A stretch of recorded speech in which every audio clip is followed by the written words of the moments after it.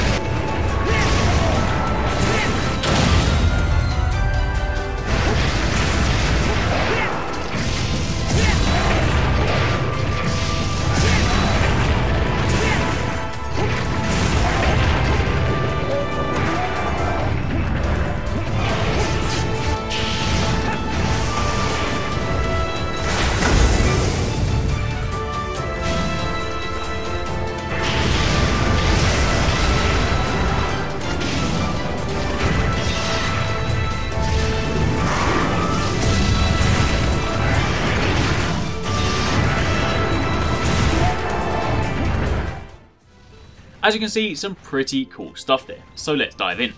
First of all, the thing you see at the very beginning, this first sort of section, there's not really much to talk about here. What you want to bear in mind is the Monster Hunter Cross is still a new title. So obviously, while a lot of you guys, especially if you're watching this video, are likely Monster Hunter veterans, there will obviously be new people coming to the series. So these weapon demos also serve as an introduction to the weapon type. So what you're seeing there is just a quick showcase of some of the Greatsword moves. If you've used Greatsword, then you'll be familiar with them. If you haven't, then these are moves that have been present in the previous game. One thing I do want to call out, however, is the Greatsword itself. It appears to be made of Lagombi parts, which is a new Greatsword, which is really cool. And obviously the hunter here is wearing the Yukumo armor in the ancient forest.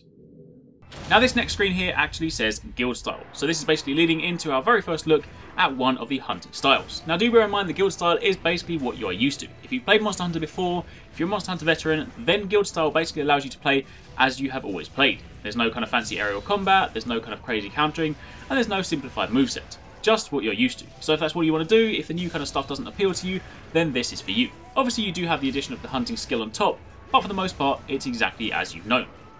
One thing I do want to call out in particular in this section, however, is that whenever the hunter actually attacks the monster, in this particular section, the Greatsword deals ice damage. Now as you know from playing Monster Hunter, if you ever have an elemental weapon and you attack a monster, you see a sort of particle effect emitted to indicate that you are doing the elemental damage. In Monster Hunter Cross, that's had a revamp. You can see this very kind of obvious cross on the screen. Now yes, obviously it's carrying the theme through, Monster Hunter Cross, 4 monsters, 4 styles, all that stuff like that, but there's also a very clear elemental cross. This big sort of white thing you see here, that is showing that you're doing ice damage. Now I'm not too sure how I feel about that, it's a little bit in your face for my liking, but maybe it'll look a lot better once you're actually playing the game, but for the time being, that seems to be the new style. And then we get onto the new stuff. This is the Ariel Style. This is obviously one of the new hunting styles, something we haven't seen before, so let's take a look at this in more detail. You basically roll towards the monster, you do a jump, and you use the monster as a springboard. You're then able to launch yourself into the air, and then attack where you couldn't normally attack. In this particular case, with the Greatsword, you're actually able to charge an attack while you're falling down, which means you can also land some pretty good damage from a different angle. So for example, if the monster is weak on its back, then this could actually give you a great chance to not only break its back, but also do some nice damage. And then we have this section. As mentioned, these videos basically show you 2 different hunting styles, and then they end up showing you a hunting skill. But this is the skill we spoke about before, whereby upon activating this hunting skill, you basically do a wide slash, and provided you actually connect that with the monster, you will then sheathe your sword. You see this kind of red flaming aura appear around you, and it then basically gives you a charge which you can use on your next attack. It doesn't matter what it is, whether it's a sheath attack, whether it's a slap, whether it's a level 3 charge, whatever your next attack is, gets amplified by this buff. So this could be super useful, say if you trap the monster, or say if it's asleep and you want to sort of land an ultimate attack, you simply make sure that before it goes to sleep or before it's trapped, you've got your sword charged, you've got it kind of ready with that buff, and then you're good to go. Also, don't forget, these skills are activated on the touchscreen, so once you've done enough damage, once you've actually charged up your hunting skill, you simply tap it, you'll unleash the slash, and then provided, as mentioned, it actually connects, you'll obviously reap the benefits. The other thing I do want to talk about here, I'm not 100% certain just yet, but I'm going by what I can sort of see in the gameplay. It seems like when you're charging, if you have this red buff, it almost gives you super armor. Take a look at this section here. When the hunter is charging a level 3 hit, he clearly takes a hit from the Rathian, but it simply goes through him. So it looks like if you have that red buff, it might actually give you some sort of super armor. I could be wrong on that one, but for the time being, I'm going based on what I can see in the footage. And aside from that, that is pretty much it. These are only short weapon demos, but it does give us a little bit more gameplay to watch, and gives us a little bit more detail on some of the styles. Either way, hopefully you guys enjoyed the video. As mentioned, today is Greatsword and Longsword, so if you haven't seen Longsword, then you'll find a link to it both at the end of this video and in the description box down below. Make sure you go and check that one out, and also make sure you come back tomorrow for a look at the Sword and Shield and the Dual Swords. Let me know in the comments down below what you guys thought of this, and thanks again for watching. Take it easy, catch you next time, peace out.